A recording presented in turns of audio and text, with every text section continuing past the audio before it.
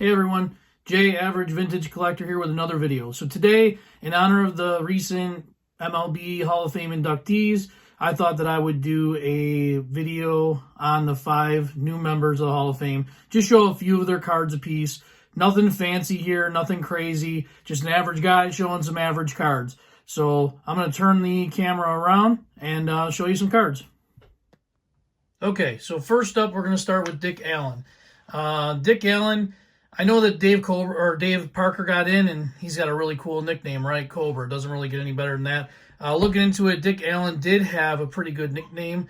His nickname was the Wampum Walloper, which is pretty good. It's probably right up there with Cobra. But a little bit about Dick Allen. He was a one-time MVP in 1972, 7-time All-Star, and Rookie of the Year. I don't have too many of Dick Allen's cards. You're going to have to excuse my dog. He's just a puppy and whining upstairs if you can hear him in the background.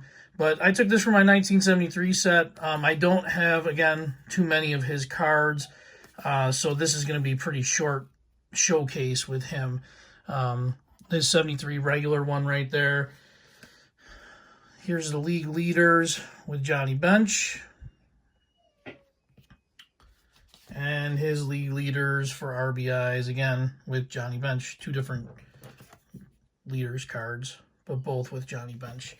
Career WAR 58.7, just over 1,800 hits, 351 home runs. Played from 1963 to 77, 292 average, and over about 1,100, just over 1,100 RBIs. Had a very good career. Took him a long time to get in. Really well deserved now that he's in. So next we'll go with Dave Parker. I am not going to show these cards in any particular order. I just kind of have a stack here and we'll kind of go through it. But Dave Parker, nicknamed Cobra, MVP in 1978, 7-time All-Star, 2 World Series, 79 and 89, 3 Gold Gloves, 3 Silver Sluggers, and 2 batting titles. This guy was a beast. I don't know why he did not get in earlier. This is him towards the end of his career with Toronto. These, again, nothing special about these cards. Again, I'm just going to show some real, the junk wax era. I know that's not a term that's a great term, but I love these cards. These are nostalgic for me. This is really when I, as a kid, the mid to late 80s and then the early 90s was kind of my time to collect. So these cards, I do like them. I hang on to them. I would never throw these away or consider them junk. To me, they are not junk. But he had a pretty long career. Played from 1973 to 1991, most notably with Pittsburgh and Cincinnati, but did spend some time with Oakland, Milwaukee, California, and Toronto. Career WAR of 40.1, 2,712 hits. 290 batting average, 339 home runs, and just under 1,500 RBIs. Just a heck of a ball player. Took him a very long time to get in. Again, I'm not going to spend a whole lot of time on these. I hope these cards do bring back some memories for a lot of people.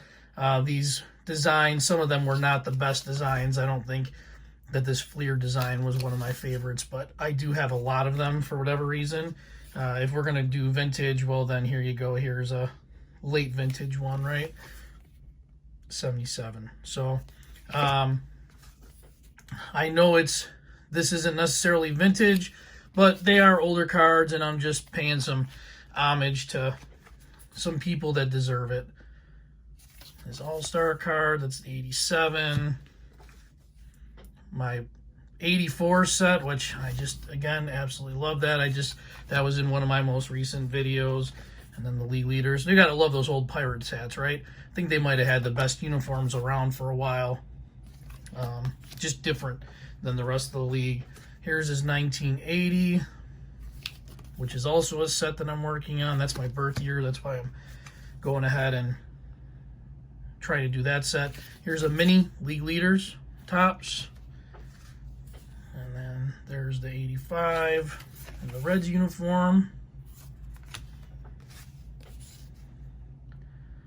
Big Dave hit the ball a mile, right? Just looks like he can crush it. And then the Kmart 20th anniversary, which I actually have the whole set of this. This is one of those oddball sets that I really enjoy. So this is Dave Parker, and we'll end it with that one. All right, so Dave Parker. So next on the list, we're going to get more into modern here, but these guys are living legends of their own. First one's Ichiro Suzuki, MVP in 2001. That was also his rookie year. He was Rookie of the Year, 10-time All-Star, 10-time Gold Glove, 3-time Silver Slugger, and 2-time batting champ. 60 career WAR. He wasn't much for power, and he only had about 780 RBIs, but he had 509 stolen bases, and he had 311 career batting average from 2001 to 2019. Played for Seattle, New York, and Miami. Finished his career back in Seattle. The Stadium Club cards, actually, I don't know if this is a Stadium Club. No, this is a insert from a Topps one, but that's just a beautiful photograph. Love that photograph. Again, I'm not going to go too long with this. These are some more modern type of cards, but that's okay. Still paying some tribute. Now this set, I love this set. You know, vintage guy, vintage channel, hopefully, right? This is that vintage throwback look. These are from the same set. He just had 2 different pictures. A lot of players from this set did. For a while, I was actually trying to put this set together, and then just kind of took a time out. This SP Legendary Cut set, I love this set. These are printed on just a little bit of heavier paper. I do have a handful, and at one point I was trying to put this together. This is a sharp looking set. I love it. Absolutely love it. Nice action shot of Ichiro. Just really great player. Super nice guy, too. If you see some of his interactions with fans, and especially in Seattle, he's just got some. Is there an insert? Just a nice guy. You can't really not root for this guy, right? We're going to put Ichiro's right there. A couple more of his. Again, really good photography in a lot of his cards. Not sure what the reason for that is, but really nice stuff. And then we'll end it with that Donruss. All right, so next, CC Sabathia, Cy Young winner in 2007, 6-time All-Star, won a World Series in 2009. He has a WAR of 62.3, 251 career wins. Actually, he has 38 career complete games, which is a lot, considering these days we don't see that all that often with, you know, pitch counts and whatnot. Played from 2001 to 2019, Cleveland, Milwaukee, and the Yankees. I was not a big fan of this guy just because I'm an Astros fan, and it seemed like, you know, towards the end of his career, he wasn't really at his peak when they were meeting in the playoffs, but he was always ever present in the dugout and had something to say. But I respect that he's a great talent and a great ball player. Here's back from his Cleveland days. League leaders pitch with some other great names on there. Roy Halladay, Doc, right? Johan Santana. Those 3 guys pitching in their prime. ALDS, he was a force in the playoffs. I will say that. Maybe not, you know, later on in his career, but definitely a good locker room guy to have, a good leader to have if he was on your team, right? If he wasn't on your team, he was that guy that kind of irked you. At least he irked me. There's a cool insert of his. I don't have a whole lot, anything really too great with him. That's probably, I'm going to use that one as his example there. I do like the throwback Topps Heritage where they mimic the old designs, and I love a stadium in the background. I'm a sucker for a stadium in the background. Another Topps card. It's got that big old wind up, right? And then end it with another Donruss. And the last guy to get in, Billy Wagner. Finally, Billy Wagner gets in. I am an Astros fan, so I am very excited. Billy played 1995, 2010. 7-time All-Star. He didn't have a high WAR, 27.7, not that much. Only 47 wins, but he had 422 saves and a career ERA of 2.31. Played for Houston, the Phillies, the Mets, the Braves, and the Red Sox. This guy was a closer machine, and I'm really glad that he's in because I think it's going to opened the door for a lot of other really good relief pitchers that have kind of been overlooked over the years, getting into the Hall of Fame.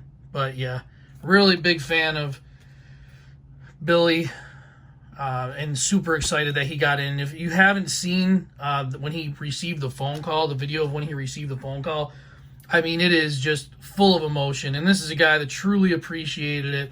If you can find the video, look it up and watch, because he was just overjoyed. He was at a loss for words, and it's just a really nice, emotional type of, reaction. And it was real, This one of my favorites. It's just like an odd type of, you don't see this too much, wearing the fireman's helmet, having the fire extinguisher. Really cool card.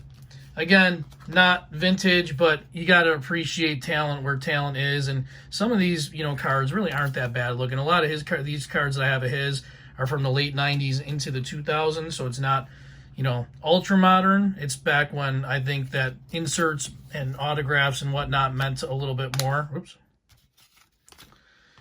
A couple more card companies around. There's an old Pinnacle one. Wasn't just a monopoly that it seems like today, with just 2 companies out there and a billion different cards. This one's a really sharp one. Little shine to it, the gold background. Going back to those, I think that was one of my first baseball hats that I bought, was that new style Astros one. There's one of his young days. There you go, future star, which they weren't kidding, because now he's in the Hall. Bowman's Best, I believe this one is. I always like the Bowman's Best sets that came out. They were a little bit different. I like the shininess to them. Not to say that I'm a sucker for shiny cards, but how about this one with the green background and the all business look? I mean, he is all business in that picture. Pretty funny. So just showing some love for Billy Wagner. And this is there's one of his rookies, I believe. That's his draft pick one. Collector's Choice, which, it's not, these are not expensive cards. These are just basic cards, but he's an Astro. He's one of the all-time Astros greats, and now he's one of baseball's greats, and it's official. He's in the Hall of Fame. So there's another draft pick, rookie card, and then probably the best card that I have of his is this one right here. It's got his signature on. It's pretty cool. It's see-through in the back, right? Numbered out of 125. Beautiful card. Beautiful signature. Really happy to have this in my collection. So that one is going to be the one that we showcase right there at the end. So I hope you liked it. This was just a real quick one, just to kind of show some appreciation for some people that really worked their tails off to do what they had to do to get into the Hall of Fame, and create a lot of memories for their fans. And even if you weren't a fan of that particular player, you can respect that these were players that were they were gamers. And that's kind of how I feel about CC Sabathia. Not my favorite, but he was a gamer, and he was there when it mattered. So I hope you enjoyed. Remember, if you like this video, please hit the like button, subscribe, and we'll catch you guys on the flip side.